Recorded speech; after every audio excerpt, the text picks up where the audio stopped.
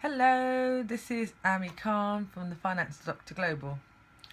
So today I wanted to talk to you about why I think and know slowing down can actually get you to where you want quicker in your business, to get you the profits that you want and to help you impact your clients and give them the most value in the most efficient way. So that probably doesn't make any sense. How is slowing down going to get you there quicker? And I'll explain to you why. So what often happens is, and this a lot of big businesses, big brands who we think might know better, at the starting stage, there's an idea, and ideas come about, and there's a lot of energy and momentum, and people are really excited, and there's momentum builds up, and rather than sit there and go through a real series of questioning, what, where, when, why, how, and who, businesses and even people want to just take action because it's exciting, and to just launch because the excitement is in the action. And there's lots and lots of, quotes and books and all sorts about, start quickly, fail fast, try harder, but you don't have to fail in order to learn the lesson to succeed. If you actually take a step back right at the beginning and ask the right questions for the business, then you'll prevent putting your ladder up against the wrong wall, because every single step you then take is closer and closer in getting you to the wrong place. Now, Stephen Covey mentioned this in their 7 Habits of Highly Effective People, but I think that's real gold. You really need to slow down and think, is my ladder up against the right wall to start with?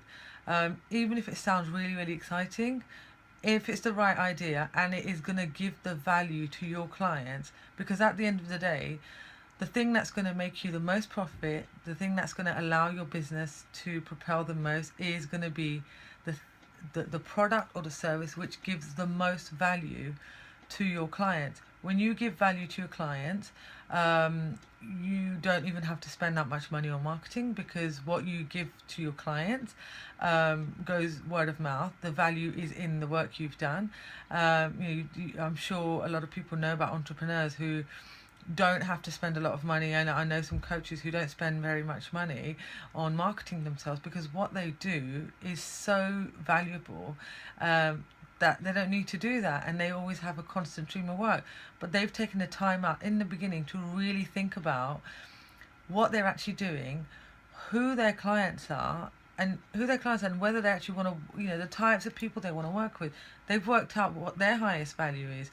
So what I've also, over the last few weeks, I've been going to events and I've been meeting people, and what I found was a lot of businesses that start up, they act very, very quickly. Sometimes they're really successful in terms of getting the money and the profits and whatnot in place, but then the owners are working ridiculously long hours and they're burning out, but so they're not really meeting all they don't get what they thought they were going to get, in terms of they're not happy anymore, because they're just the slaves to the business can't run without them.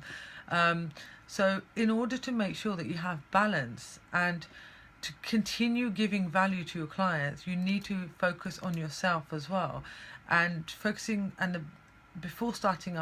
before really launching ahead and taking any kind of action, it's really important to really understand yourself and understand what your highest value is. So for me, my highest value is spending time with my daughter. So anything that takes me away for ridiculously long hours, it doesn't matter how much they pay me, it doesn't matter if I'm getting paid millions, if it means I can't spend quality time with my daughter, I'm not really going to perform that well in that area, because my highest need and my value will not have been met. So really understand what it is that makes you tick, and then also understand what value can you bring to the market that you're going to go and serve.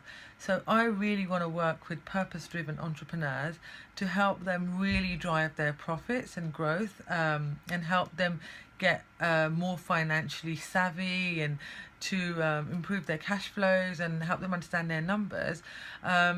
And the way I'm going to do that is to make sure that I find the products and the services that they need to do that. Not what I think is the best product, but what what do you need? What do you need for me? And the only way I can do that is through a series of questioning and discovery. And even if I don't want to hear the answers, that's tough. It's not about me, it's about the people I'm working with. So I just wanted to leave that with you. I just think it's really, really important to slow down in the beginning. It might not feel like you're moving fast, or it's not going to feel like you're moving fast. You're going to feel like you're stuck in a ditch, but bear with it. Stop, think, really think, take time out. And there's always that wisdom, that little voice inside you. Listen to that a bit more. Do your brainstorms, and share your ideas with your family and friends, but don't rush into taking action just because you want to be busy being busy. And I wanted to share that with you because I know how important that is, and because I know how many businesses fail the first time round. I mean, they might succeed in terms of turnover and profits or whatever, but my idea of failure is if the business is succeeding but the owner is not happy, then they're not going to be the best that they can be. So you haven't succeeded in that part of your life. It's not just about building a business that generates lots of money and profits. It's about keeping you happy.